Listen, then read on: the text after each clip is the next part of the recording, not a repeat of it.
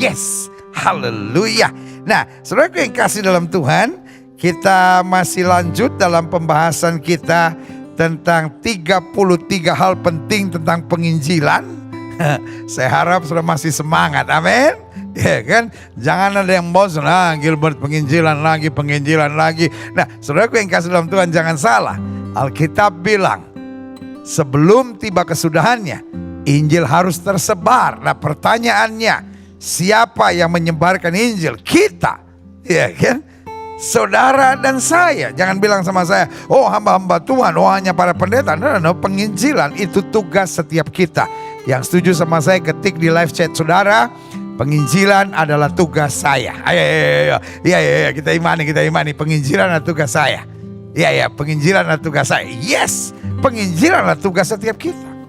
Jadi saudara yang kasih dalam Tuhan harus jelas di sini dulu, bahwa bagian penting dari akhir zaman, sebelum Yesus datang kembali, Injil harus tersebar. Berarti persiapan yang akhir zaman yang paling penting. Gereja Tuhan mempersiapkan diri untuk menjadi penginjil-penginjil yang memberitakan Injil. Jangan saudara pikir penginjilan hanya bisa dari khotbah di mimbar. No, penginjilan dalam kehidupan sehari-hari. Lewat apa? Lewat perkataan kita. Lewat apa? Lewat kesaksian hidup kita. Lewat apa? Lewat kasih dan kepedulian kita. Bagaimana kita menolong orang yang lebih susah. Bagaimana kita membantu. Bagaimana kita berbuat sesuatu. Sehingga Alkitab bilang, orang akan melihat perbuatanmu yang baik dan memuliakan Bapa di surga.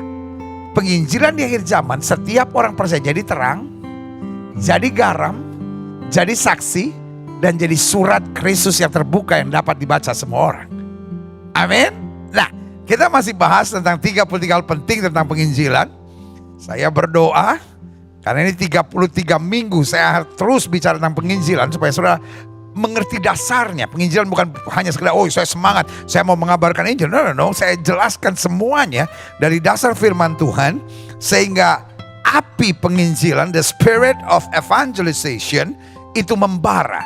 Saya khawatir banyak orang cuma punya semangat. Oh ya kita harus menuntaskan amanat agung. Oh ya kita harus mengerjakan amanat agung. Tapi gak ngerti dasar-dasarnya. Sehingga akhirnya di tengah penginjilan, dia menyakitkan orang. Di tengah penginjilan dia menghakimi.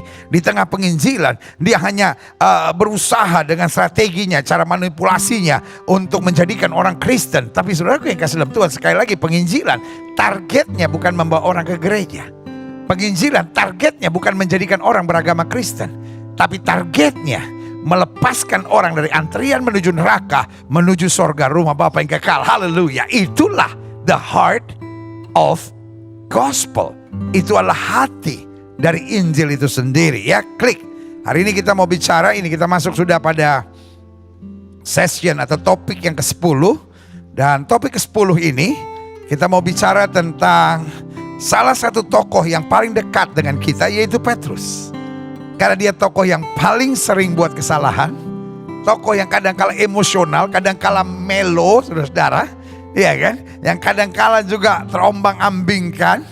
Tetapi saudara yang kasih dalam Tuhan, satu kali ketika dia sudah dipenuhi dengan Roh Kudus, dia berkhotbah, 3.000 orang diselamatkan. Satu kali dia berjalan, bayangannya terkena orang sakit dan orang sakit disembuhkan. Wow, saudaraku, dari seorang yang lemah, dari seorang yang gampang goyah, dari seorang yang gampang terpengaruh, dari seorang yang gampang kecewa dan putus asa, dipakai Tuhan dengan the spirit of gospel, dengan roh dari Injil untuk melakukan hal yang dahsyat dan luar biasa. Kisah Rasul 2 ayat 14-19 serta Kisah Rasul 2 ayat 41. Kita mulai lihat dulu Kisah Rasul 2 ayat 14-19. Maka bangkitlah Petrus berdiri dengan ke-11 rasul itu, dan dengan suara nyaringnya berkata kepada mereka, hei kamu orang Yahudi, dan kamu semua yang tinggal di Yerusalem, ketahuilah dan camkanlah perkataanku ini.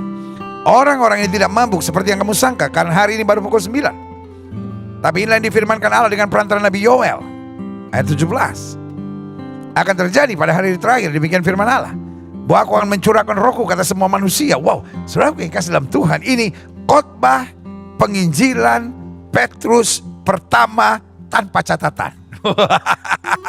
Iya, tanpa catatan. Karena lagi doa, lagi penyembahan. Bukan persiapkan jadwal, saudara, lagi doa, lagi penyembahan.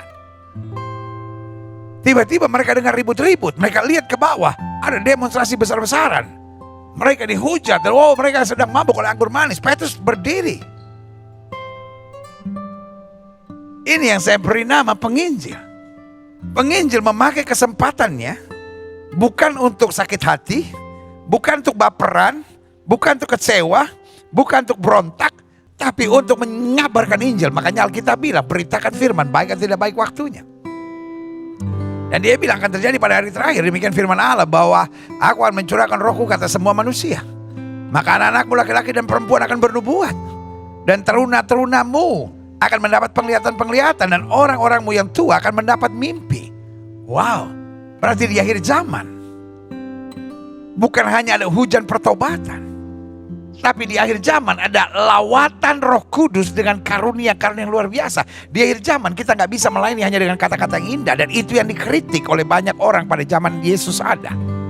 Orang-orang Farisi hanya mengajar dengan kata-kata yang indah, tapi Yesus mengajar dengan kuasa. Saya percaya pelayanan akhir zaman bukan hanya memperdalam doktrin. Doktrin tanpa kuasa hanya kata-kata yang mati.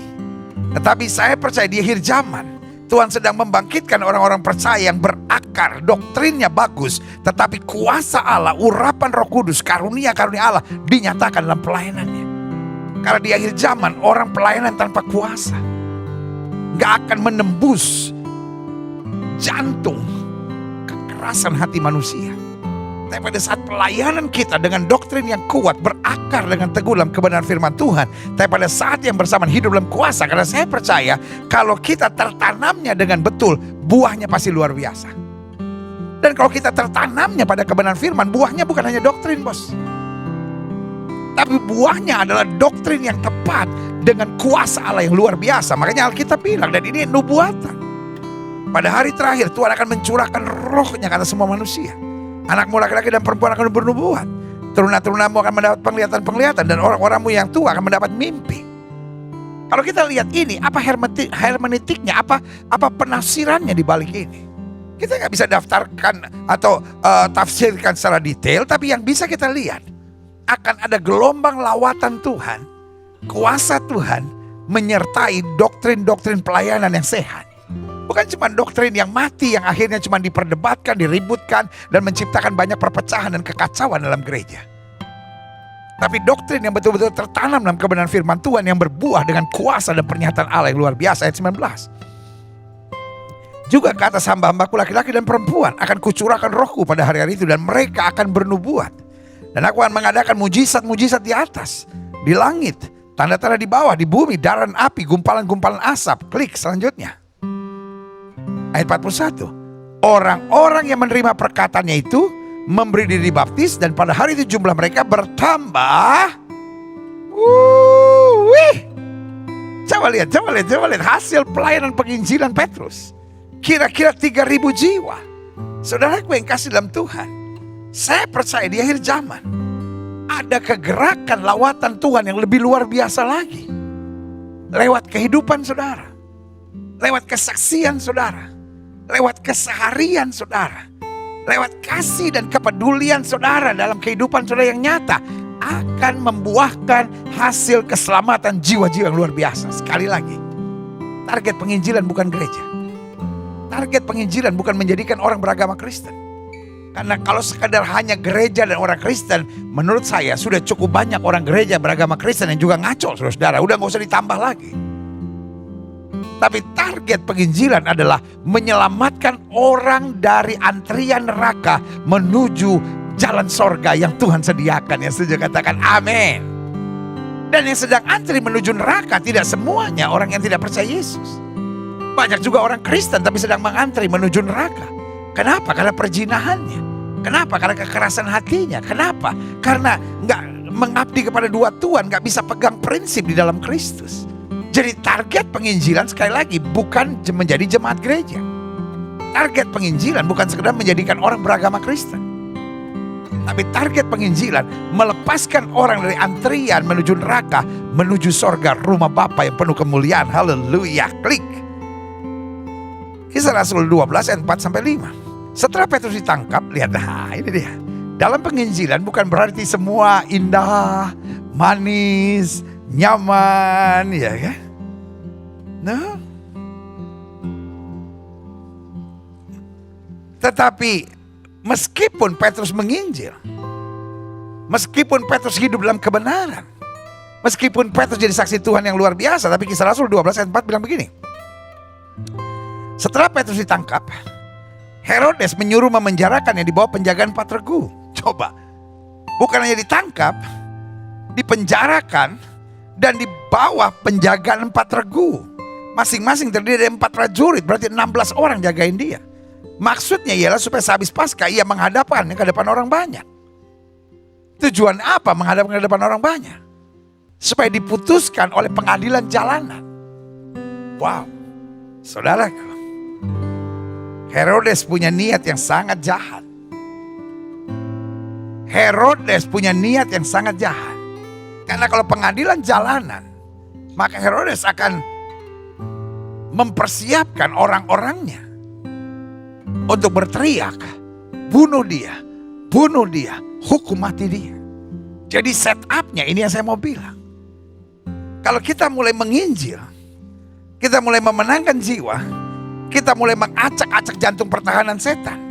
Sehingga apa yang terjadi? Setan mau buat apa saja untuk menghambat saudara. Tapi izinkan saya mengingatkan buat saudara, roh yang di dalam kita lebih besar dari roh yang dalam dunia ini. Tetap semangat menginjil.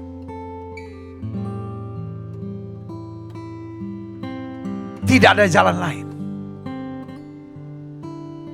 Dalam iman Kristen kita, kecuali dimanapun kita berada, kita mengabarkan Injil. Pekabaran Injil bukan sebuah pilihan.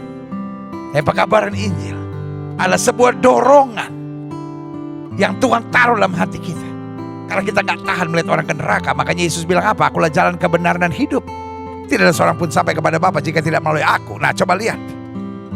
Demikianlah Petrus ditahan di dalam penjara. Tapi jemaat, perhatikan baik, dengan tekun mendoakannya kepada Allah. Nah, inilah hasil penginjilan. Menjadikan orang-orang yang gak lomek-lomek gitu. Menjadikan orang yang gak cepat menyerah, lemah gitu. Tapi menjadikan orang yang tangguh, kuat di dalam anugerahnya. Makanya tema Natal kita yang lalu bicara tentang resilience. Karena saya percaya Tuhan sedang membangkitkan di akhir zaman anak-anak muda yang resilience, rumah tangga yang resilience, anak-anak Tuhan yang resilience bagi kemuliaannya. Klik. Saya pelajari gini. Seorang penginjil tidak boleh gamang dalam tekanan. Namun juga tidak boleh bangga untuk prestasi. Ingat, kita hanya hamba. Nah, ini dia. Ini yang paling penting untuk disadari oleh hamba-hamba Tuhan. Ini yang paling penting untuk disadari kalau kita mau jadi berkat, mau jadi saksi Tuhan, mau jadi seorang penginjil. Iya kan? Artinya bukan profesinya penginjil, tapi dalam keseharian hidup kita mau mengabarkan Injil. Kita mau jadi ibu rumah tangga yang mengabarkan Injil. Kita mau jadi dokter yang mengabarkan Injil. Kita mau jadi polisi yang mengabarkan Injil. Kita mau jadi tentara yang mengabarkan Injil. Apa itu Injil? Injil dalam bahasa Yunaninya Evangelion. Apa itu Evangelion? Berita baik, kabar sukacita, kabar pengharapan, kabar kepastian. Kenapa kita harus bawa Evangelion? Karena dunia ini penuh dengan kabar celaka, kabar menakutkan, kabar perpecahan, kabar kegaduhan, dan kabar tekanan-tekanan hidup yang menyakitkan. Kita pemberita Injil. Kita pemberi keharapan, memberi pengharapan. Kita memberi jalan keluar, kita memberi semangat. Itulah pekabaran Injil. Tetapi seorang penginjil tidak boleh gamang dalam tekanan. Gak boleh cepat menyerah, gak boleh putus asa. Gak boleh berkata, oh jangan-jangan ini bukan panggilan saya. Santai saja. Petrus sampai dipenjarakan kok. Dan bukan cuma sampai itu, dipenjarakan di bawah 4 regu. Tapi karena dia tekun, dia taat, dia setia. Keluar tuh tangan Tuhan bela dia. Saulus dan Silas dimasukkan ke dalam penjara, disiksa, menghadapi aniaya. Tapi mereka memuji menyembah Tuhan, tiba-tiba sendi-sendi penjara goyang. Itu yang saya bilang. Seorang penginjil tidak boleh gampang dalam tekanan. Namun juga tidak boleh bangga untuk prestasi. Kadang-kadang ada penginjil-penginjil yang memenangkan jiwa, yang melakukan hal dahsyat, terobosan dahsyat, wah, pelayanan yang makin luar biasa. Oh, jadi bangga akan prestasi. Lihat dong, akhirnya mulai mengukur. Ini gak dipakai Tuhan. Wah, saya lebih luar biasa. Saudara yang kasih dalam Tuhan. Seorang penginjil cuma sadar saya hanya hamba. Kalau ada prestasi bukan untuk saya, untuk kemuliaan Tuhan. Tapi kalau ada badai, saya juga gak usah kecil hati, karena Tuhan melakukan perbuatan-perbuatan yang gagah perkasa. Haleluya. Klik. Selanjutnya saya pelajari. Bandingkan Lukas 17 ayat 10. Demikian jugalah kamu. Apabila kamu telah melakukan segala sesuatu yang ditugaskan kepadamu, termasuk penginjilan itu tugas. Iya kan? Apabila kamu telah melakukan segala sesuatu yang ditugaskan kepadamu, termasuk penginjilan, hendaklah kamu berkata, kami adalah hamba-hamba yang tidak berguna. Kami hanya melakukan apa yang harus kami sadari. Makanya saya menolak istilah pendeta besar, pendeta kecil, gereja besar, gereja kecil, hamba Tuhan hebat, hamba Tuhan biasa, pendeta kota besar dan pendeta kampung. Saudara yang kasih dalam Tuhan, itu istilah-istilah yang merendahkan panggilan Kristus dalam hidup manusia. Karena pada dasarnya kita hanya hamba. Kita hamba yang tidak berguna. Istilah hamba Tuhan besar, hamba Tuhan kecil itu mengacaukan. Dan itu lahir dari orang-orang yang hatinya gak bersih, saudara. Karena mungkin dia ada di kampung, jadi mulai, kan gak ada yang mulai dari saya hamba Tuhan besar, gak ada saudara. Selalu mulai dari saya kan hamba Tuhan kampung, tapi kan dia hamba Tuhan kota. Saudara yang kasih dalam Tuhan, kenapa sih harus begitu? Kita semua hambanya Tuhan. Yang pilih kita adalah Tuhan, yang panggil kita adalah Tuhan, yang taruh kita di tempat-tempat ini adalah Tuhan. Berarti kalau kita menghina dia besar, dia kecil, berarti kita menyalahkan Tuhan. Sebagai hamba Tuhan saya mau bilang santai aja bro. Siapapun kita hamba Tuhan yang tidak berguna. Kita mau melayani 1000 kepala keluarga dalam pelayanan kita, itu pun dipercayakan oleh Tuhan. Hanya titipan. Pertanyaannya bukan kita hamba Tuhan besar atau kecil, kita hamba Tuhan yang setia, atau kita hamba Tuhan yang jahat, malas dan tidak berguna. Itu aja saudara. Pastikan kita dijumpai Tuhan. Selalu menjadi hamba Tuhan yang setia, yang sukacita, yang tetap sadar. Semua dan semua terjadi hanya karena anugerahnya. Klik. Saya pelajari selanjutnya. Petrus, alat teladan yang terbaik buat kita dalam penginjilan. Kenapa? Karena dia yang paling banyak buat kesalahan. Iya kan? Kalau kita bicara tentang Yusuf, wah begitu luar biasa. Kita bicara tentang Maria, luar biasa. Kita bicara tentang Daud, wah luar biasa saudara, iya kan? Apalagi kalau kita bicara tentang Ayub, wah lebih luar biasa lagi. Tetapi saudaraku, Petrus ada yang paling buat banyak kesalahan. Bahkan dia pernah menyangkal Yesus saudara. Dia pernah kembali menangkap ikan, meninggalkan panggilan mula-mulanya. Namun Tuhan dalam kesabarannya, akhirnya dalam quote unquote sukses mendidik Petrus sebagai murid yang dahsyat, penginjil yang tangguh. Dan jawaban saya selalu sederhana, dan pola pemikiran saya sederhana. Kalau Petrus dapat dipakai Tuhan luar biasa, maka saudara juga bisa. Ketik di live chat saudara, saya juga bisa. Yes, saya juga bisa. Saya juga bisa. Saya juga bisa. Tidak ada orang yang terlalu parah sampai Tuhan gak bisa pakai. Ini pertanyaannya bukan soal bisa atau tidak bisa dipakai Tuhan. Pertanyaannya mau atau tidak mau. Ada banyak orang bilang, pendeta, kira-kira orang seperti saya Tuhan bisa pakai gak ya? Bicara tentang pemakaian Tuhan dalam hidup seseorang, itu bukan soal bisa atau tidak bisa. Soal mau atau tidak mau. Karena Yesus panggil, mari hai kamu yang letih lesu dan berbeban berat, aku beri kelegaan kepadamu. Waktu kita mau, Dia yang memberikan kemampuan. Makanya Paulus bilang apa? Kesanggupan kami adalah pekerjaan Allah. Klik. Saya pelajari selanjutnya. Apa daftar kegagalan-kegagalan Petrus? Nah ini dia, ini menarik ini. Yang pertama, kegagalan untuk menghadirkan mujizat dalam pelayanannya. Coba lihat ayat ini. Matius 15 ayat 15-17. Katanya, Tuhan kasihanlah anakku, ia sakit ayan dan sangat menderita. Jadi bapak ini anaknya sakit ayan dan sangat menderita. Dan dikatakan simptomnya, gejala-gejalanya, ia sering jatuh ke dalam api dan juga sering ke dalam air. Very dangerous. Aku sudah membawa kepada murid-muridmu, salah satunya kepada Petrus, tapi mereka tidak dapat menyembuhkannya. Terjemahan aslinya bilang, they don't know nothing. They don't know what to do. Dia bahkan gak tahu apa yang harus dikerjakannya. Maka kata Yesus, hai kamu angkatan yang tidak percaya dan yang sesat. Berapa lama lagi aku harus tinggal di antara kamu?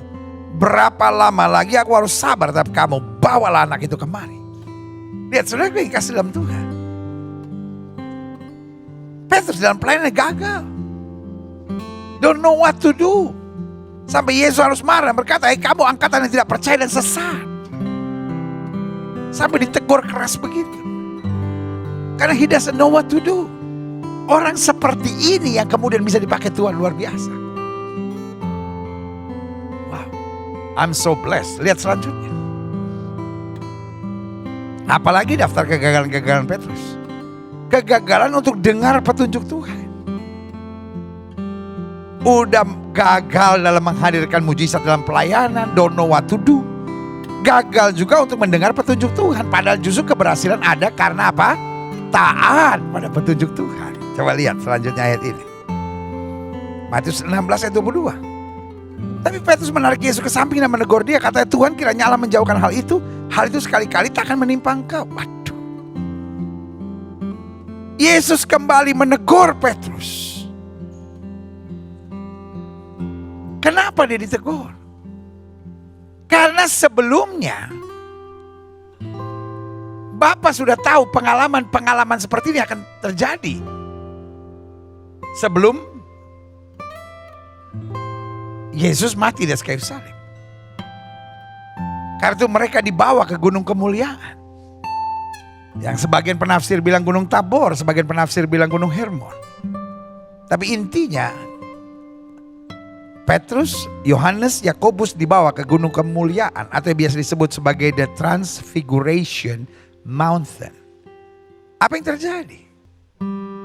Di situ Yesus berubah rupa. Tiba-tiba ada suara yang berkata, inilah anak yang kukasihi, kepadanya lah aku berkenan. Dengarkanlah dia. Tapi ketika Yesus mau mati, Yesus jelaskan pada murid-muridnya. Anak manusia akan ditangkap. Anak manusia akan disesat, anak manusia akan dianiaya, dan anak manusia akan disalibkan. Petrus tarik tangan Yesus dan bilang, Guru, sekali-kali dijauhkanlah. Hal itu tidak akan menimpamu. Petrus sampai bilang, kau batu sandungan, enyahlah. Enyahlah iblis. Artinya apa? Tanpa kita sadari, iblis gampang merasuk pikiran orang, bahkan yang sudah melayani sekalipun. Sampai kita hanya mengikuti perasaan, mengikuti logika, dan tidak mengikuti tuntunan Tuhan. Salah satunya itu pernah dialami oleh Petrus. Selanjutnya, lihat ya, ini masih daftar kegagalan-kegagalan Petrus. Kegagalan untuk menghadirkan mujizat dalam pelayanan, don't know what to do. Kegagalan untuk dengar petunjuk Tuhan, hanya ikuti naluri, perasaannya, baperan, logikanya, perhitungan-perhitungan, pengalaman. Wah, ini bahaya sekali. Yang ketiga, apalagi kegagalan Petrus, kegagalan menjadi murid yang tulus, malah hitung-hitungan. Waduh, istilah sekarang bilang udah wani piro nih. Istilahnya udah pelayanan transaksional, ya kan? Kan sekarang banyak orang kan apa itu namanya, relationnya transaksional, pelayanannya transaksional, maka istilahnya wani piro. Orang kelihatannya bantu kita, terus saya dapatnya apa? Ini udah transaksional. Transaksional ada di mana-mana. Dalam nama Yesus itu terjadi dalam diri anak-anak Tuhan. Saya berdoa kita anak-anak Tuhan masih tulus, saudara. Apapun yang kita perbuat, kita melakukannya seperti untuk Tuhan. Tolonglah orang dengan tulus, bantulah orang dengan tulus. Berkat bukan dari orang yang kita bantu, berkat itu datangnya dari Tuhan, saudara. Tuhan bisa pakai siapa saja. Amin. Saudara yang di dunia kepemerintahan, jemaat Tuhan yang polisi, jemaat Tuhan yang tentara, jemaat Tuhan yang pengacara, jemaat Tuhan yang hakim, yang jaksa, jemaat Tuhan yang pegawai negeri, jemaat Tuhan dimanapun Tuhan tempatkan. Bantulah orang dengan tulus. Bantulah orang dengan tulus. Tahun ini akan menjadi tahun yang dahsyat kalau kita belajar membantu orang dengan tulus. Jangan jiwa transaksional. Buat saya itu jiwa yang kerdil. Buat saya itu jiwa yang keji, saudara. Karena apapun yang dia kerjakan, yang dia pikirkan bagaimana saya mendapat untung dan mendapat kenyamanan. Coba kita lihat selanjutnya apa yang terjadi dengan Petrus. Matius 19 ayat 27. Lalu Petrus menjawab dan berkata kepada Yesus, kami ini telah meninggalkan segala sesuatu dan mengikut engkau. Jadi apakah yang akan kami peroleh? Oh my God. Folks, 3,5 tahun belajar dari Yesus, ujung-ujungnya hanya menjadikan pelayan-pelayan Tuhan yang transaksional. Saya mengetuk hati pelayan-pelayan Tuhan, lulusan sekolah-sekolah teologi, yang hari ini memakai gelar STH, memakai gelar SPAK, Sarjana Pendidikan Agama Kristen. memakai gelar sarjana filsafat, teologi, whatever namanya, master teologi, bahkan doktor teologi.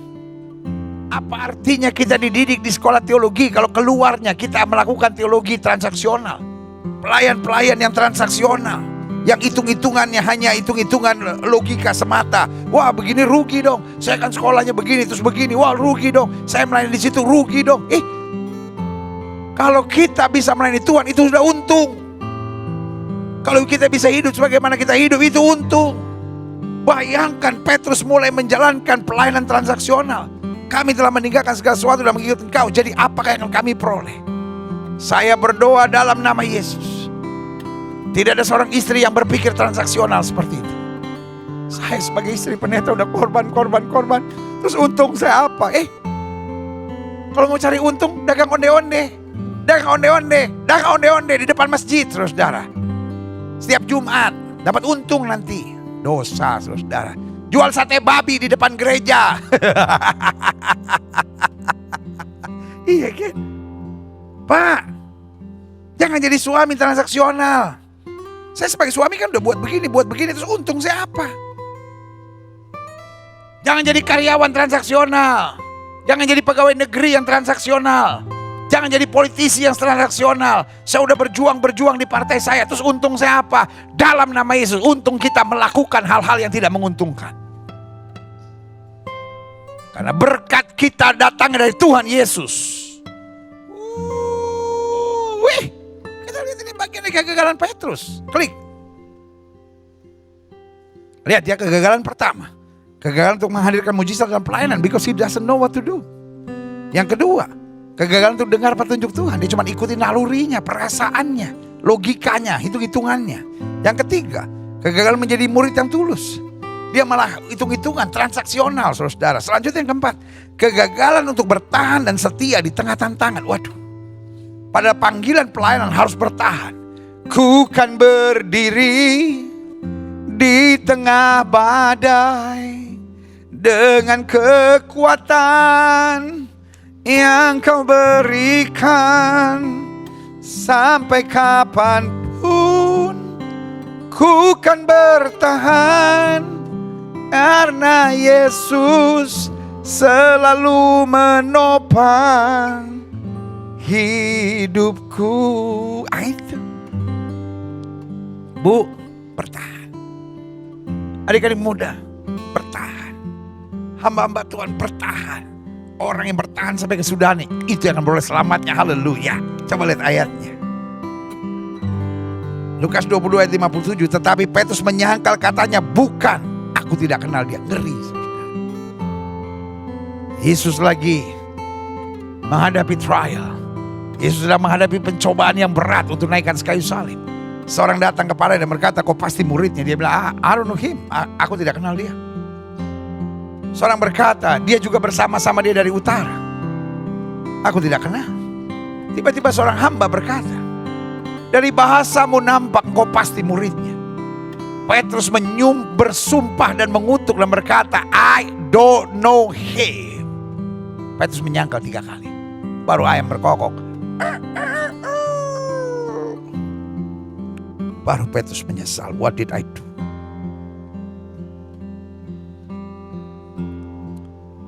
Orang seperti Petrus yang penuh kegagalan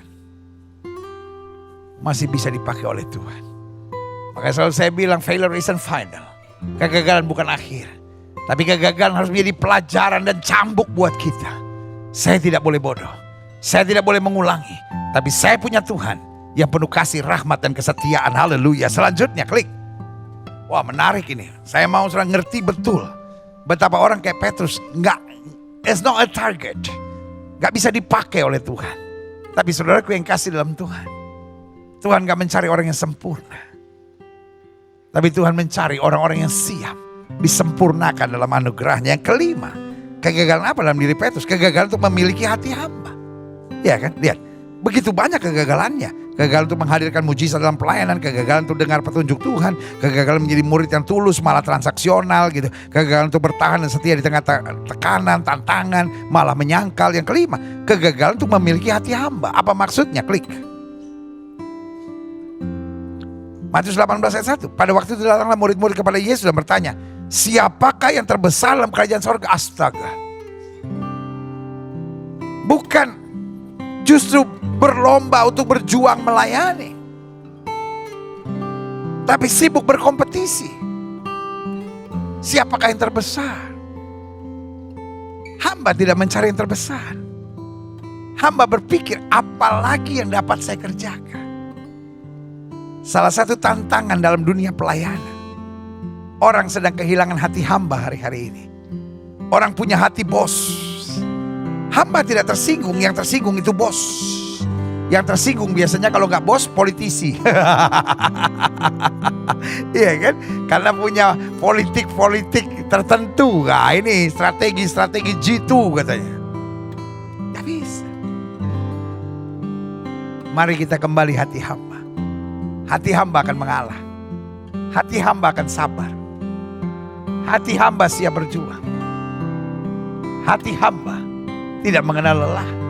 Dan hati hamba selalu punya kerinduan untuk berbuat yang terbaik bagi Dia, Sang Raja yang luar biasa. Haleluya. Selanjutnya, wow, yang keenam, apalagi kegagalan Petrus, kegagalan untuk mengandalkan Tuhan saja.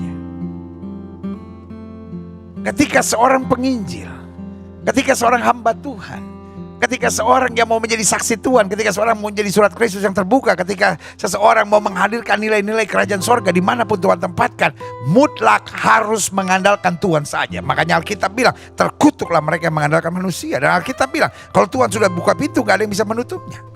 Kalau Tuhan sudah tutup pintu, gak ada yang bisa membukanya. Berarti kita harus mengandalkan Tuhan saja.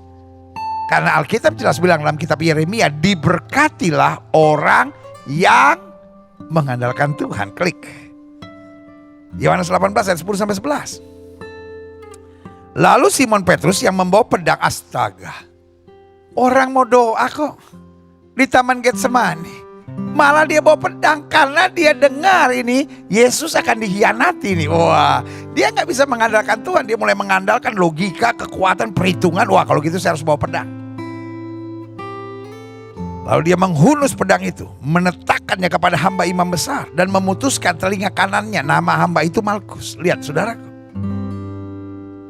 hati-hati kita melayani Tuhan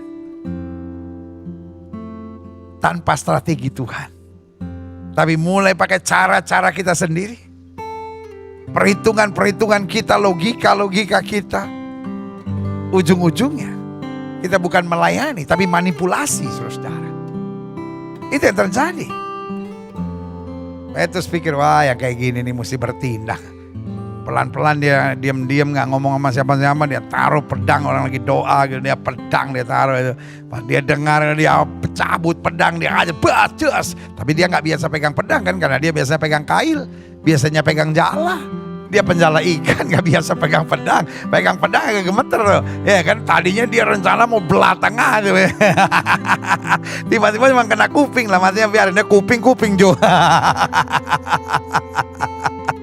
Iya kan? Apa yang terjadi? Kata Yesus pada Petrus, sarungkan pedangmu itu. Bukankah aku harus minum cawan yang diberikan Bapa kepadaku? Saudara bisa bayangkan. Tiba-tiba Yesus ambil telinga yang jatuh, dia kembalikan. Ada penafsir Alkitab yang bilang salah satu alasan mungkin kenapa Petrus menyangkal Yesus karena sakit hati.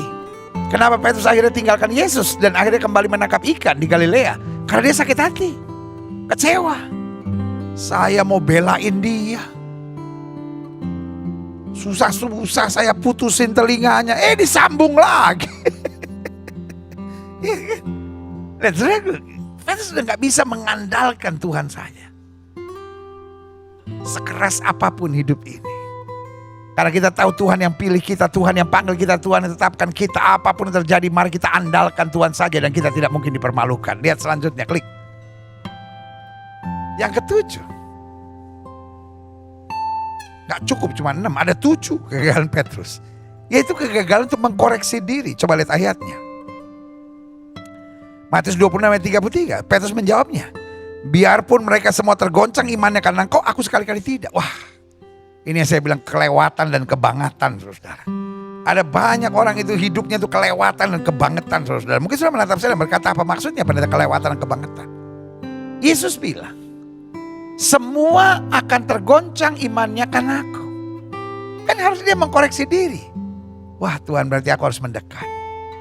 Atau tanya sama Yesus, what should I do? Atau bilang sama Yesus, doakan aku. Atau masuk kamar, banyak berdoa, mulai menggali kebenaran firman Tuhan untuk mendapat kekuatan iman. Tapi apa yang terjadi? Dia gagal mengkoreksi diri. Dia merasa, oh semua boleh tergoncang. I will not, aku sekali-kali tidak. Waduh, ini yang bahaya. Ini namanya OC. Tahu OC? Overconfidence. Merasa diri, wah saya pasti bisa, saya pasti begini, saya pasti begini. Saudaraku, Be'ezrat Hashem, atas kehendak Tuhan, kita itu bisa ada sebagaimana ada karena Tuhan. Kita bisa sanggup karena Tuhan, kita bisa kuat karena Tuhan, kita bisa menang karena Tuhan, kita bisa tegak karena Tuhan, kita masih bisa tak bersuka cita karena Tuhan yang melakukan perkara-perkara dahsyat. Haleluya. Lihat ya, minimal ada 7 kegagalan Petrus. Tapi 7 kegagalan Petrus tidak bisa menghancurkan rencana Allah yang indah dalam hidupnya. Hari ini saya mau bilang sama saudara, kegagalan-kegagalan saudara sebesar apapun, sebanyak apapun, sehebat apapun, tidak akan pernah bisa merusak rancangan Allah yang indah, dahsyat dan luar biasa dalam hidupmu. Yang setuju katakan amin. Yang setuju sama saya ketik di live chat. Rancangan Allah yang besar dalam hidupku tidak bisa dirusak oleh kegagalan-kegagalanku. Rancangan Allah yang besar dalam hidupku tidak bisa dirusak oleh kegagalan-kegagalan dalam hidupku. Yes. Wow. Wow. Wow. I'm proud of you. Saudara yang ketik live chat. Wow, luar biasa. Tanamkan dalam rohmu. Rancangan Allah yang besar dalam hidupku tidak bisa digagalkan oleh kegagalan-kegagalanku. Haleluya. Klik selanjutnya. Setelah kita pelajari, ada 7 kegagalan-kegagalan Petrus. Namun kita bisa belajar dan mengambil kesimpulan bahwa kegagalan-kegagalan Petrus bukan akhir dari pelayanan penginjilan Petrus. Di tengah kegagalannya, bagaimana Tuhan kemudian mengarahkan dia untuk melakukan hal dahsyat. Pastikan waktu hari ini kau terima tubuh dan darah Kristus. Pastikan kau mengerti. Aku bisa saja gagal, tapi kegagalan bukan akhir. Tuhan memulihkan, Tuhan membereskan kegagalan-kegagalanku.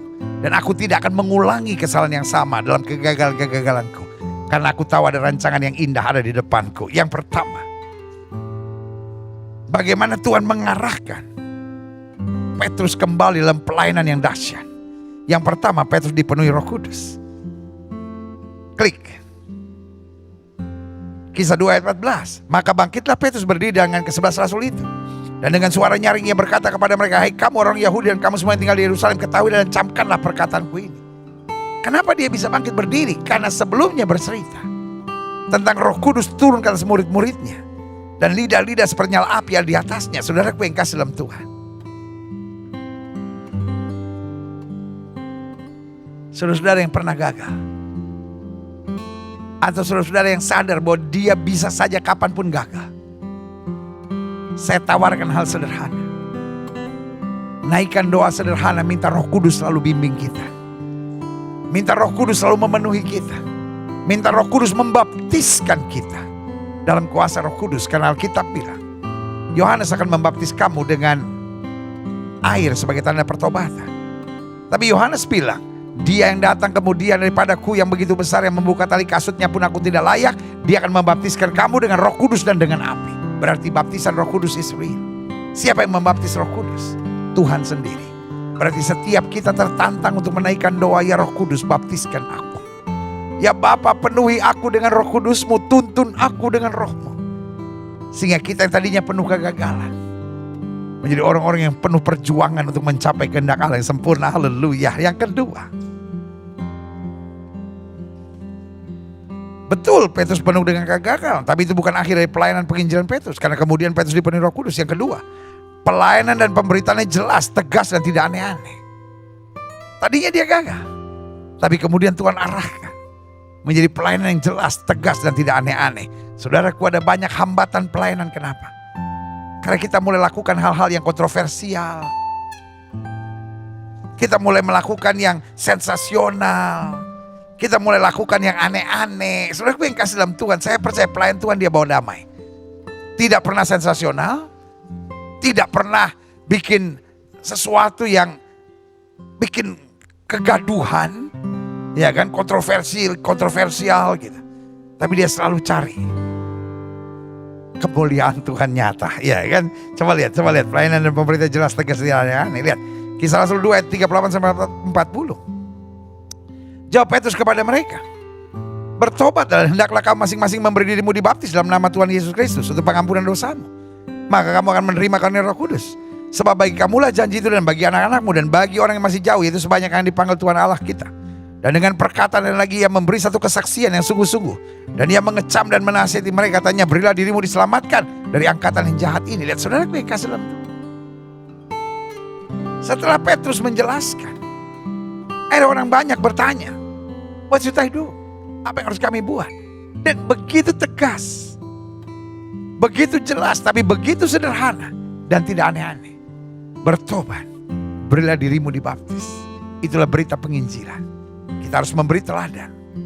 Kita harus memberi dan menjadi saksi tentang nilai-nilai kerajaan sorga yang menuntun pada keselamatan yang sempurna. Haleluya. Selanjutnya, apalagi pelayanan penginjilan Petrus, seorang yang memiliki hati untuk kebutuhan orang lain dan tidak traumatik. Dia pernah gagal, tapi itu tidak menjadikan trauma. Pelayan-pelayan Tuhan, anak-anak Tuhan Yesus, orang-orang tebusan Kristus, waktu engkau menerima perjamuan suci hari ini, khususnya buat saudara yang pernah gagal, pernah disakiti, pernah dilukai, atau mungkin sampai hari ini masih punya trauma, pastikan darah Yesus mematahkan semua trauma. Gak enak kali hidup dengan trauma. Trauma adalah cara setan untuk terus menekan hidup kita, sehingga akhirnya kita gak pernah bisa nyaman dalam hidup. Karena trauma-trauma itu adalah luka yang mendalam. Tetapi pelayanan Petrus meskipun pernah gagal, tapi dipulihkan Tuhan dengan membebaskan diri dari trauma, sehingga pelayanannya penuh dengan hati untuk kebutuhan orang lain. Coba lihat selanjutnya ayat firman Tuhan ini, Kisah Rasul 3 ayat 1 sampai 6. Pada satu hari menjelang waktu sembahyang, yaitu pukul 3 petang, naiklah Petrus dan Yohanes ke bait Allah. Di situ ada seorang laki-laki yang lumpuh sejak lahirnya, sehingga ia harus diusung. Tiap-tiap hari orang itu diletakkan dekat pintu gerbang bait Allah yang bernama Gerbang Indah, atau yang sekarang namanya Golden Gate, untuk meminta sedekah kepada orang yang masuk dalam bait Allah. Ketika orang itu melihat bahwa Petrus dan Yohanes hendak masuk ke bait Allah, ia meminta sedekah. Normal di zaman itu. Coba lihat ayat yang keempat. Mereka menatap dia dan Petrus berkata, lihatlah kepada kami. Lalu orang itu menatap mereka dan dengan harapan akan mendapat sesuatu dari mereka. Tapi Petrus berkata, silver and gold have I none. Emas dan perak tidak ada padaku, tapi apa yang kupunyai kuberikan kepadamu. Demi nama Yesus Kristus orang Nazaret, berjalanlah. Lihat saudara, ini yang saya bilang, pelayanan punya hati. Dia bisa aja lewat orang minta sedekah, belaga acu aja, buang muka, selesai saudara. Tapi ini pelayanan yang Kristus sedang bangkitkan di akhir zaman. Orang-orang yang melayani bukan dengan otaknya, bukan dengan targetnya, tapi melayani dengan hati untuk kebutuhan orang lain. Padahal dia pernah doa buat orang waktu itu dan don't know what to do. Dia gak trauma. Dia gak bilang, oh panggilan saya bukan kesembuhan, panggilan saya cuma khotbah. No. Setiap orang punya panggilan untuk berbuat sesuatu buat orang yang sedang membutuhkan sesuatu. Stop berdebat tentang pelayanan kesembuhan itu perlu atau tidak. Stop berdebat. Karena intinya, setiap anak-anak Tuhan harus mengulurkan tangan dan berbuat sesuatu bagi orang yang membutuhkan. Saya berdoa, waktu kita menerima perjamuan suci hari ini, hati kita digetarkan untuk selalu berbuat sesuatu, peduli dengan kebutuhan orang lain. Klik. Kita lihat selanjutnya, apa yang terjadi dalam pelayanan penginjilan Petrus. Dia tidak memilih kompromi dan cari aman. Tadinya, dia kompromi dan cari aman. Tapi waktu Tuhan ubah kehidupannya, pelayanan penginjilan Petrus menjadi pelayanan penginjilan yang tidak memilih kompromi dan cari aman. Ya, yang pertama, pelayanan penginjilan Petrus penuh dengan Roh Kudus.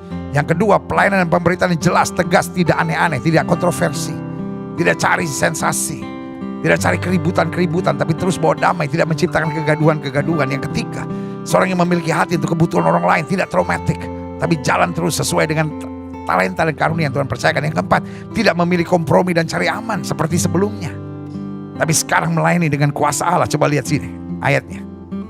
Saya sengaja kasih banyak ayat ya, supaya saudara bisa betul-betul menggali kebenaran tentang penginjilan ini. Kisah Rasul 4 ayat 19 sampai 20. Tapi Petrus dan Yohanes menjawab mereka, Silahkan kamu putuskan sendiri manakah yang benar di hadapan Allah. Taat kepada kamu atau taat kepada Allah. Sebab tidak mungkin bagi kami untuk tidak berkata-kata tentang apa yang telah kami lihat dan yang telah kami dengar. Wah, luar biasa.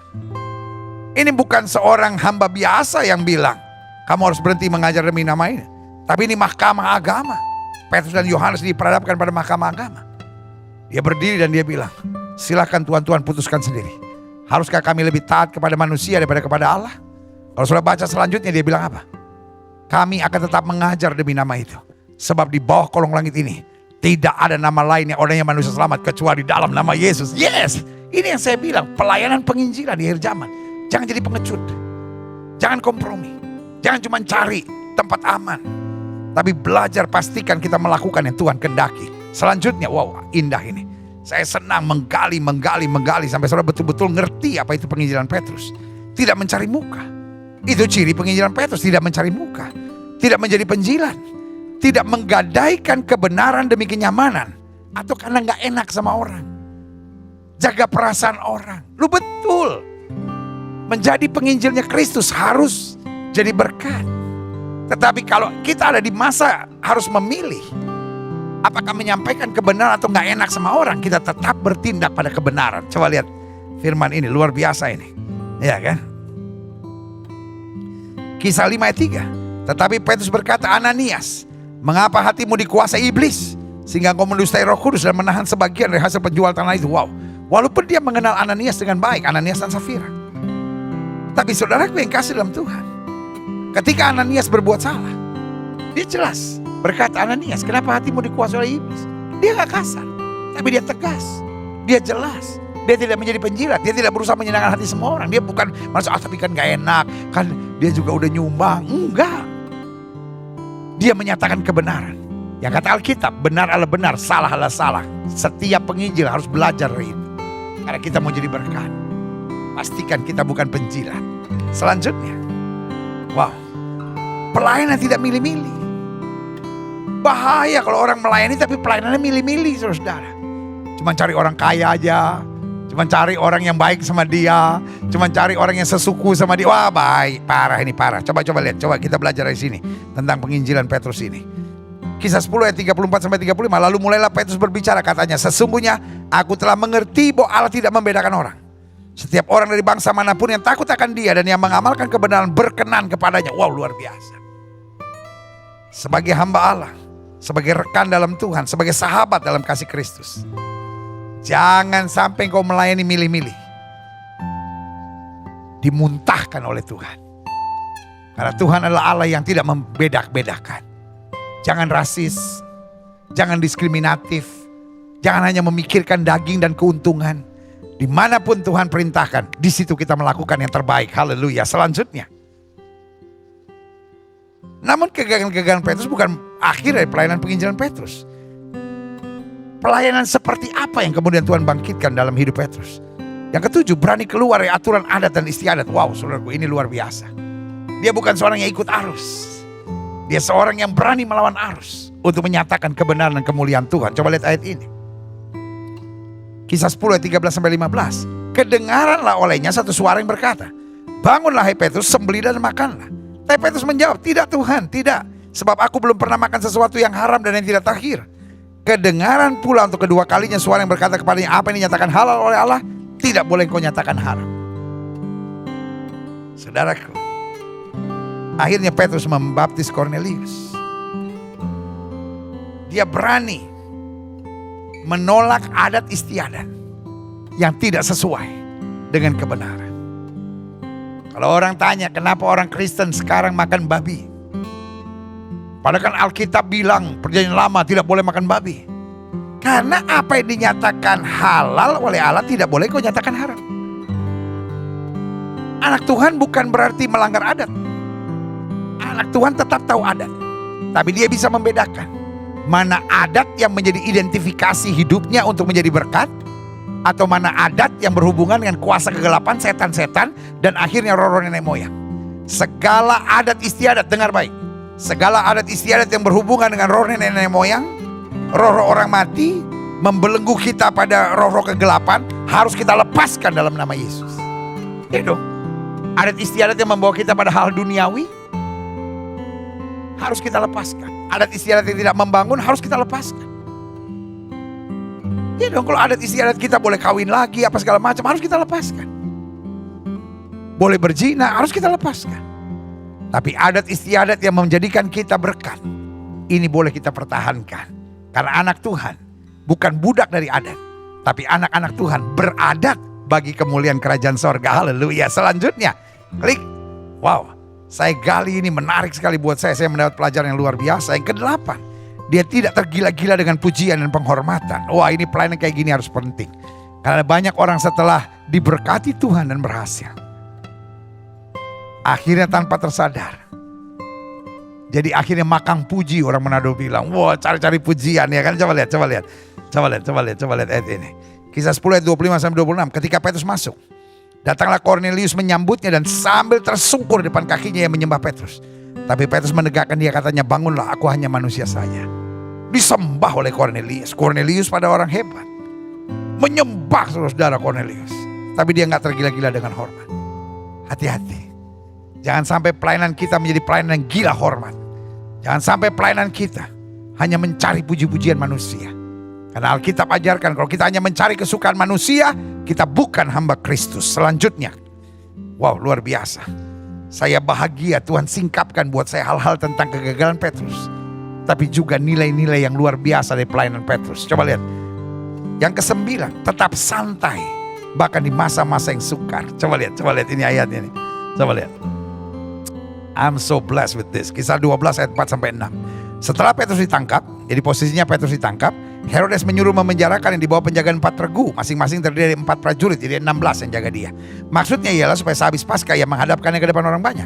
Demikian Petrus ditahan dalam penjara, tapi jemaat dengan tekun mendoakannya kepada Allah. Ayat 6, perhatikan. Pada malam sebelum Herodes hendak menghadapkannya kepada orang banyak, artinya besok mau dihukum mati nih, Petrus tidur. Bos, dalam saat seperti ini gak ada orang bisa tidur, bos. Dalam saat seperti ini biasanya orang cemas, bos. Tapi ini yang saya bilang, pelayanan penginjilan Petrus santai banget. Bukan seorang yang tertekan, bukan seorang yang dengan pikirannya selalu terjajah, nanti gimana kalau begini, gimana kalau begini. Saudara sekalian, bertobat dulu lah. Betul-betul minta Tuhan bersihkan pikiranmu daripada intimidasi iblis. Kita gak bisa melayani kalau begitu.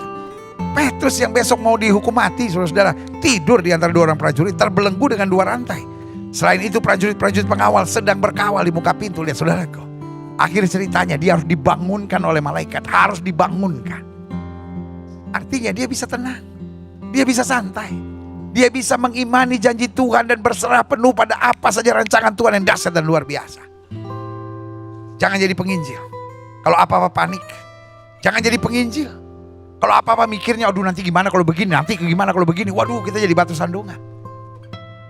Tapi seorang yang mau menginjil, seorang yang mau melayani, seorang yang mau menjadi berkat, pastikan dia tenang.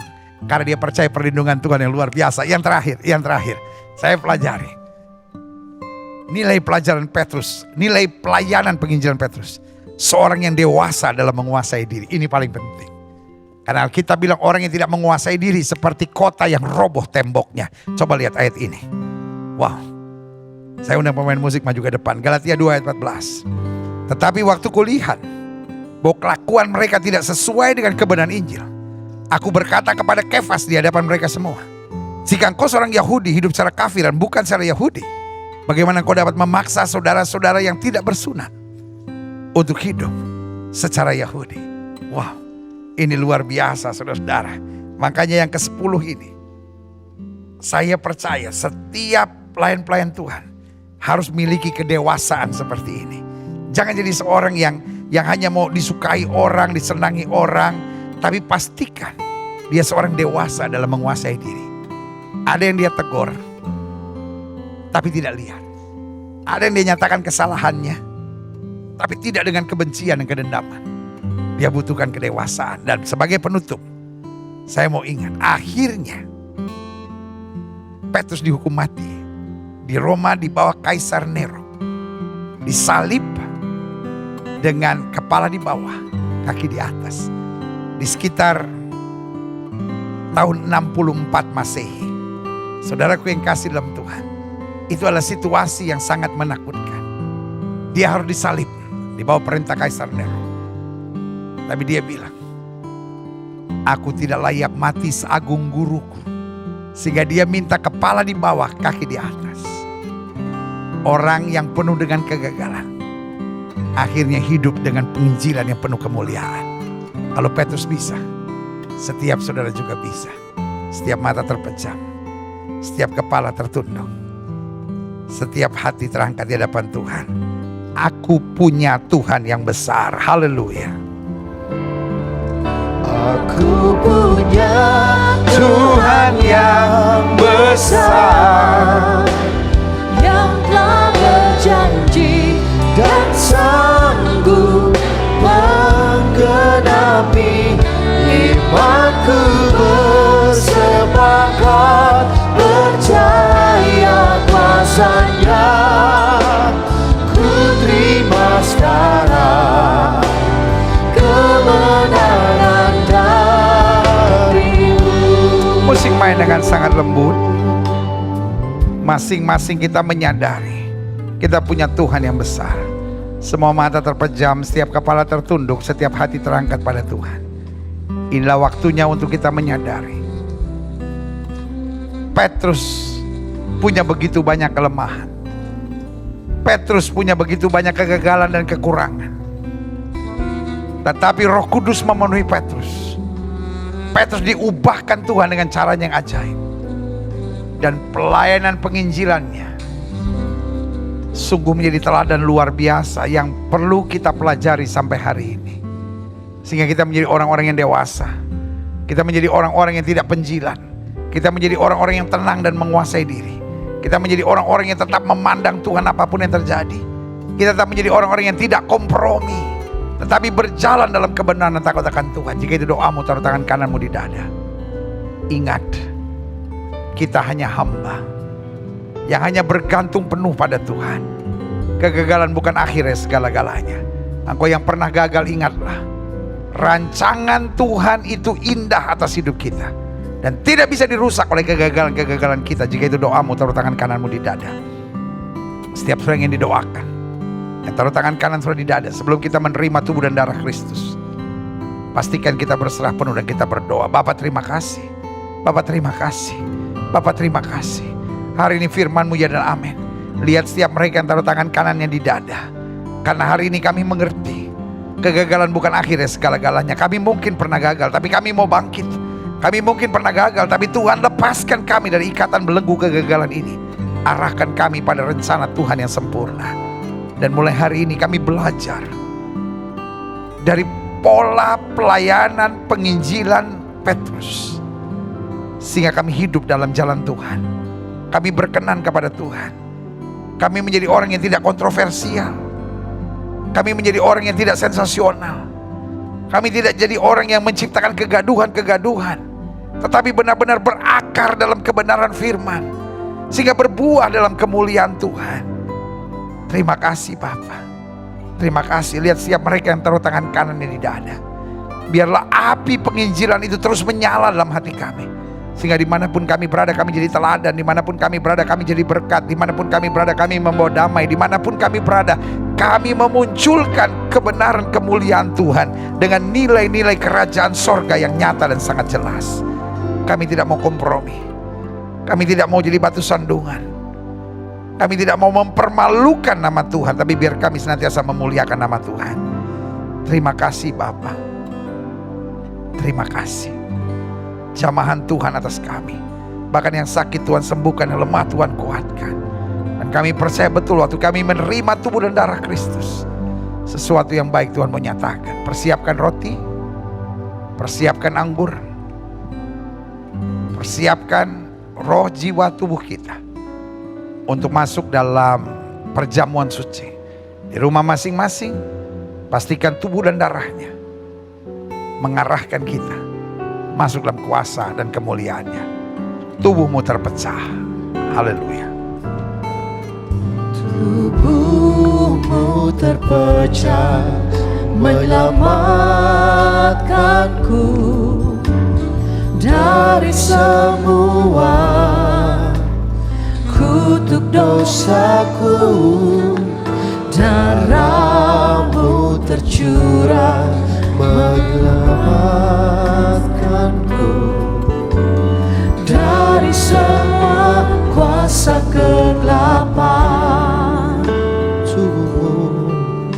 Tubuhmu terpecah menyelamatkanku dari semua kutuk dosaku. Darahmu tercurah melepaskanku dari semua kuasa kegelapan. Amin. Haleluya. Ku terima kasih-Mu Amin. Haleluya. dan kuasa-Mu dalam persekutuan dengan tubuh-Mu. Ku terima janji-Mu, mujizat-Mu dalam perjanjian dengan darah-Mu. Haleluya. Pastikan kita siap dengan tubuh dan darah Kristus, dan kita percaya bahwa anugerahnya akan tercurah dalam kehidupan kita. Demikian firman Tuhan. Bukan kacauan pengucapan syukur yang atasnya kita ucapkan syukur adalah persekutuan dengan darah Kristus. Jika kita setuju, sama-sama kita katakan amin. Selanjutnya firman Tuhan katakan, bukankah roti yang akan kita pecah-pecahkan ini adalah persekutuan dengan tubuh Kristus? Jika kita setuju, sama-sama kita katakan amin. Dengar firman Tuhan. Setelah itu kita angkat roti, baru kemudian kita naikkan doa bersama-sama, baru kemudian kita makan bersama dengan iman. Sebab apa yang telah aku teruskan kepadamu telah aku terima dari Tuhan, yaitu bahwa Tuhan Yesus pada malam waktu diserahkan, Ia mengambil roti, dan sesudah itu Ia mengucap syukur atasnya. Ia memecah-mecahkan dan berkata, inilah tubuhku yang diserahkan bagi kamu. Perbuatlah ini menjadi peringatan akan aku. Pegang roti di tangan kanan, angkat tinggi lewat kepala, tanda kita mengakui tubuh Kristus lebih dari segala-gala dalam hidup kita. Kita naikkan doa ini bersama-sama. Ulangi doa saya. Terima kasih Tuhan Yesus buat tubuh yang terpecah, yang telah memberikanku kepastian hidup kekal di sorga, yang menyempurnakan tubuh, jiwa dan rohku, dan menjadikan aku warga kerajaan Allah yang berhak untuk menerima segala janji dan berkat Allah. Terima kasih Tuhan Yesus, karena melalui tubuh yang terpecah, segala sifat dan karakterku sudah diubahkan. Hidupku diperbaharui, hatiku diperbaharui, pikiranku diperbaharui, perkataanku diperbaharui, keluargaku diperbaharui, dan masa depanku dijamin. Terima kasih Tuhan Yesus, karena melalui tubuh yang terpecah, segala penyakitku sudah disembuhkan. Aku tidak akan terkena kanker, tidak akan terkena tumor, tidak akan terkena COVID, bebas dari leukemia, tidak akan pendarahan, bebas dari stroke, tidak akan terbaring di gawat darurat, tidak akan terbaring di ICU. Jantungku sehat, paru-paruku sehat, dari ujung kepala sampai ujung kaki semua sehat. Bahkan segala kutuk penyakit, segala penderitaan sudah diselesaikan di atas kayu salib. Terima kasih Tuhan Yesus, karena melalui tubuh yang terpecah, aku bebas dari segala malapetaka, mara bahaya, niat orang jahat, serta kecelakaan. Terima kasih Tuhan Yesus. Inilah tubuh yang terpecah, yaitu tubuh Kristus. Terima kasih buat tubuh yang terpecah. Kita makan bersama dengan iman. Terima kasih buat tubuh yang terpecah di dalam nama Yesus. Haleluya.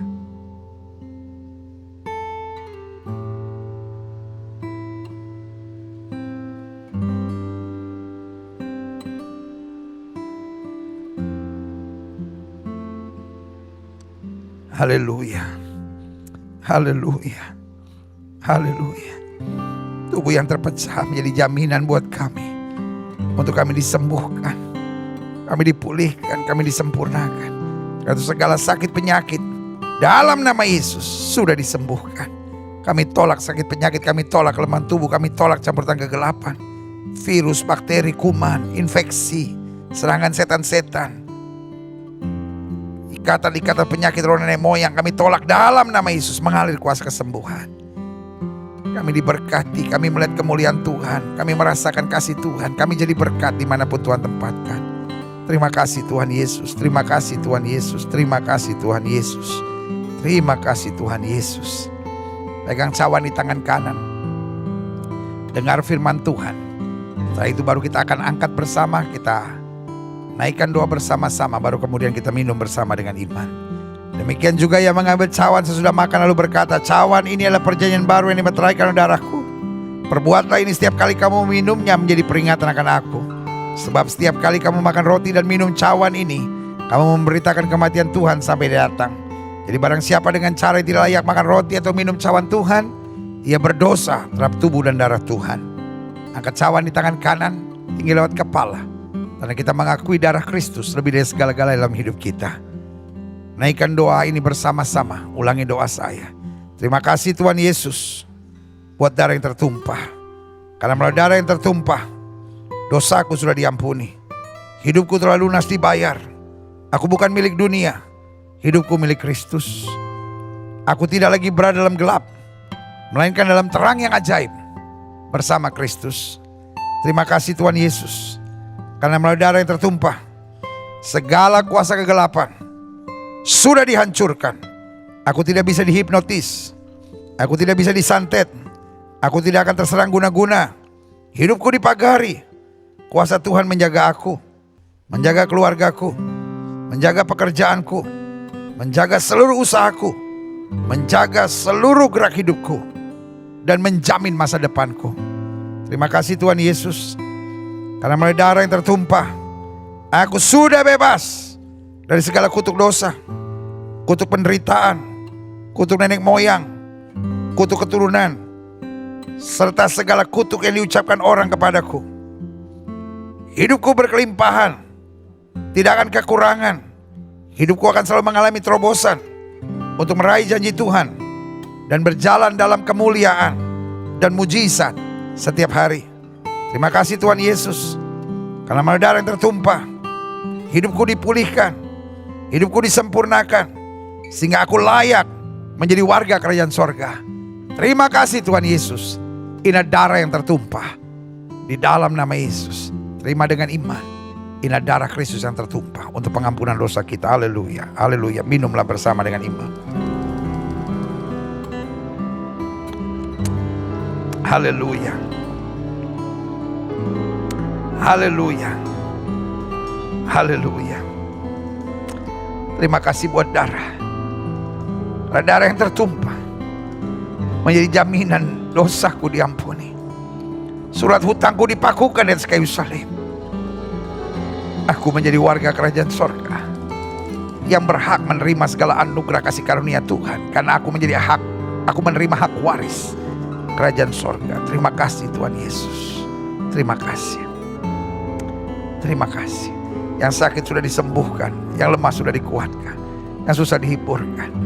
Bahkan di masa kami menerima tubuh dan darah Kristus ini, kami juga menaikkan doa untuk bangsa negara kami Indonesia. Selamatkan ya Allah umat mayoritas di bangsa ini, tuntun sertai, bawa pada keselamatanmu yang sempurna.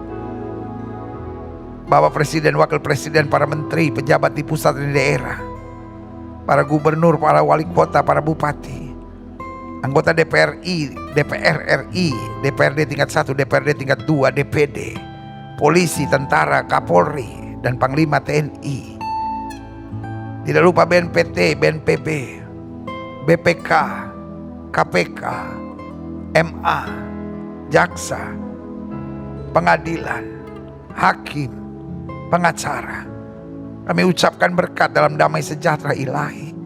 Para pemimpin-pemimpin kami dijauhkan dari segala dukun, paranormal, penasihat spiritual, roh rakus, roh seraka, roh korupsi. Kami patahkan di dalam nama Yesus. Roh takut akan Tuhan turun. Roh kebijaksanaan ada, sehingga damai sejahtera terus atas Indonesia. keamanannya baik dalam nama Yesus, ekonominya baik dalam nama Yesus. Hasil bumi, hasil tambang, semua baik.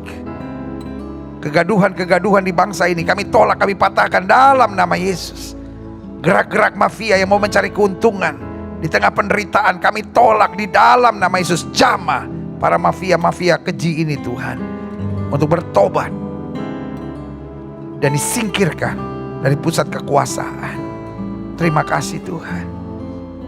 Dokter, suster, bruder, tenaga kesehatan, Tuhan jaga terus sehingga bangsa ini selalu sehat dan terjaga dari segala hal-hal yang buruk.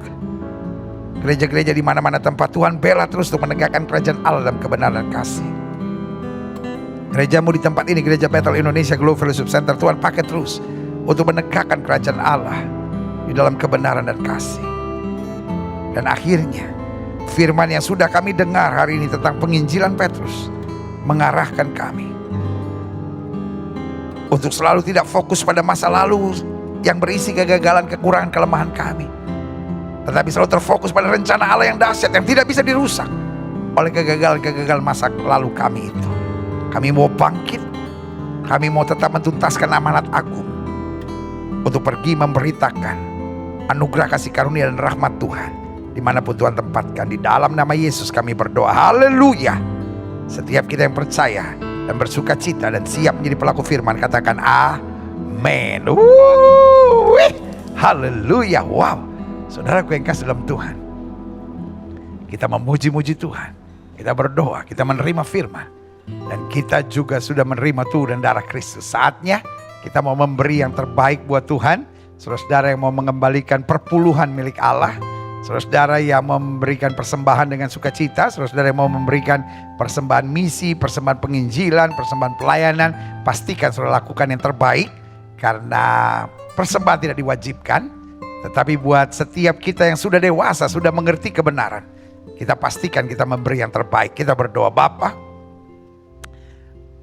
meskipun persembahan tidak diwajibkan, tetapi buat kami adalah sukacita dan kebanggaan tersendiri bahwa kami boleh berbuat sesuatu untuk Tuhan dan kerajaannya.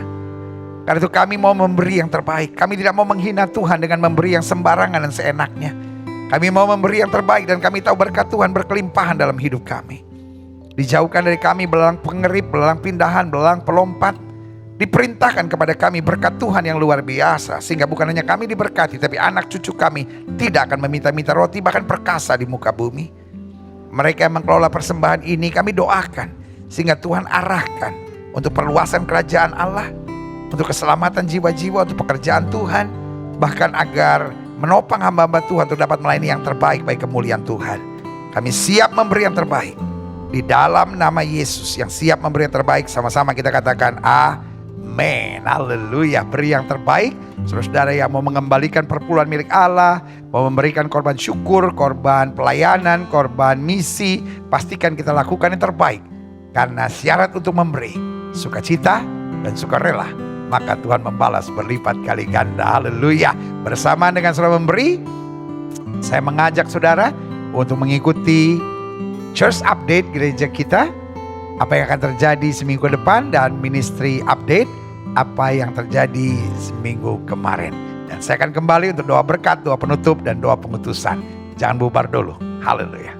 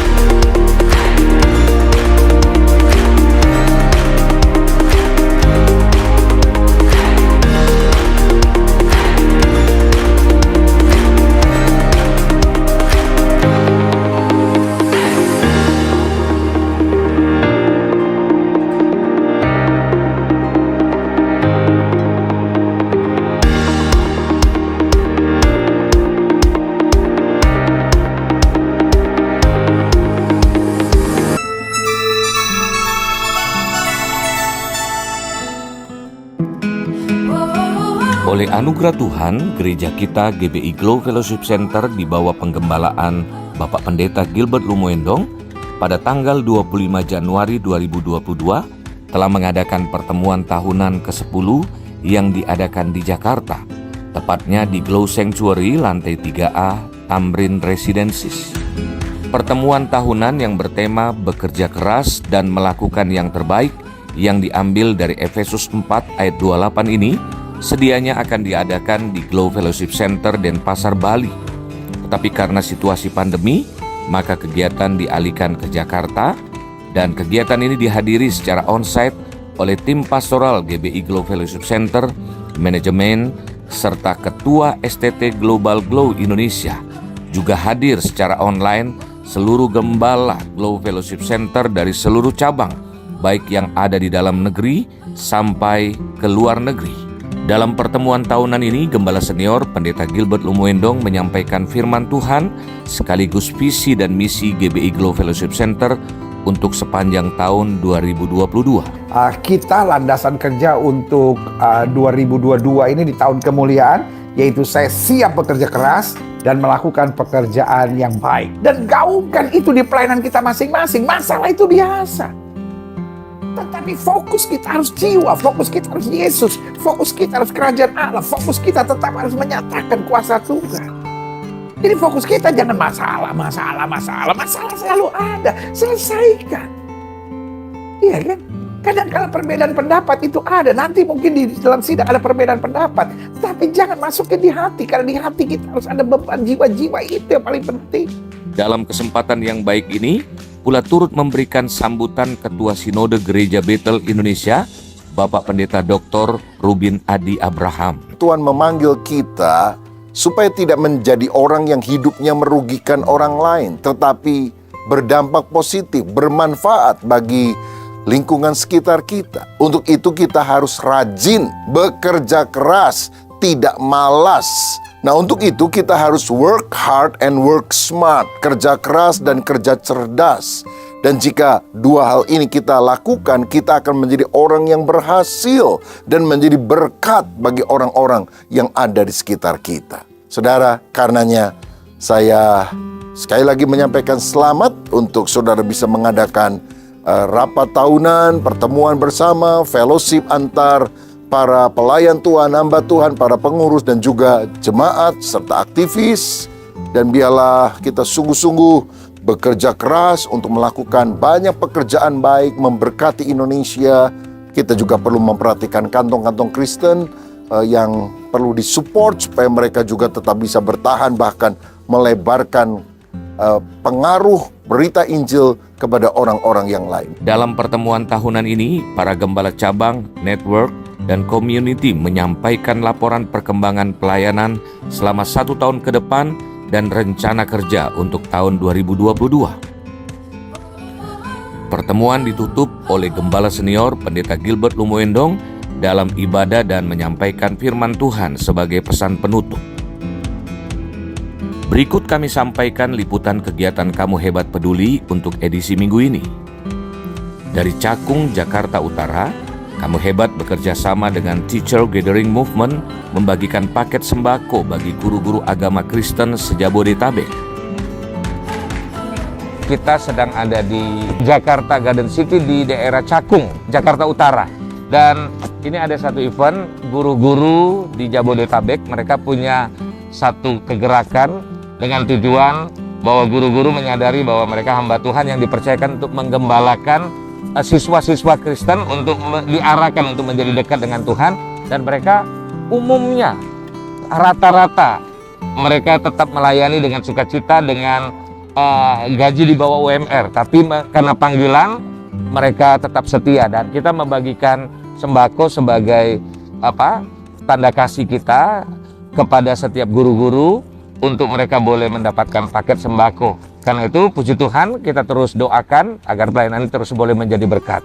Haleluya.